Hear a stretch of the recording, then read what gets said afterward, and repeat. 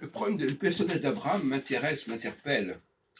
Et je voudrais réagir sur un exposé qui a été fait lors de la nuit de Shavuot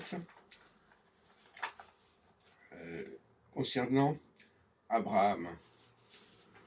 Et à mon avis, ça vient de Genèse 18, verset 19. Alors je lis, « Si je l'ai distingué, c'est pour qu'il prescrive à ses fils et à sa maison, après lui, d'observer la voie de l'Éternel, en pratiquant la vertu et la justice, afin que l'Éternel accomplisse sur Abraham ce qu'il a déclaré à son égard. » Donc,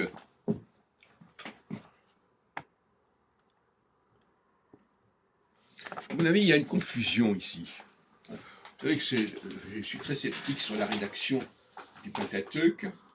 Je pense que ça a été trafiqué, ça a été modifié considérablement. Et par conséquent, il faut avoir un devoir d'inventaire sur tout ce qui est écrit dans la Genèse. Et si on lit le chapitre 12 de la Genèse, eh bien, on a tout à fait autre chose. On a au chapitre 12 de la Genèse, vous savez, c'est le fameux moment où Dieu dit à Abraham, pars, quitte. Alors, il faut savoir ce qu'on veut. Hein.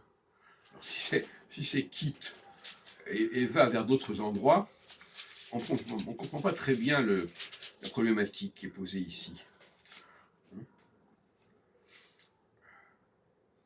Donc, je crois que là, il y a quelque chose qui ne colle pas.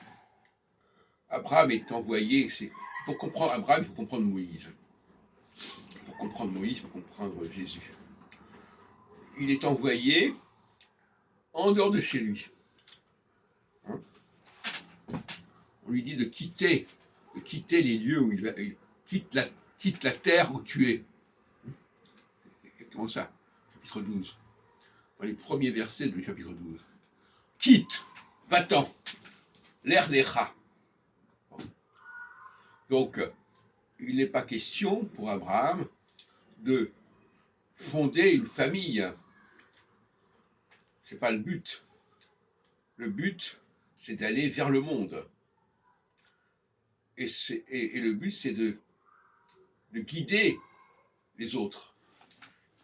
Et non pas tellement de faire une famille. Enfin, on pourrait rentrer dans les détails, ce n'est pas le problème ici. Mais là, on voit bien qu'il y a un message qui est infléchi et qui est transformé, en fait. La mission d'Abraham, comme celle de Moïse, c'est d'être envoyé vers le monde. Ce n'est pas de s'enraciner quelque part, comme semble vouloir le dire Genèse 18. Si je t'ai distingué, c'est pour qu'il prescrive. Si je l'ai distingué, c'est pour qu'il prescrive à ses fils et à sa maison, après lui, d'observer. Non. D'abord, premièrement, les voies de l'Éternel, elles s'imposent à l'ensemble du monde. Et c'est par le biais des Juifs que ces lois peuvent s'ancrer, s'affirmer, s'implémenter. Le Juif ne fait pas les choses que pour lui-même. Il fait là pour transmettre la parole. Ce n'est pas la parole au sens des 10 commandements. C'est la parole, c'est même pas la parole, c'est la loi astrologique, la loi saturnienne, qui doit être respectée, alors qu'on voit très bien que très souvent, on invente d'autres paroles qui vont se superposer, se juxtaposer à cette parole première. Et le Juif, il est là pour dégager cette parole centrale et évacuer les paroles parasites et les scories.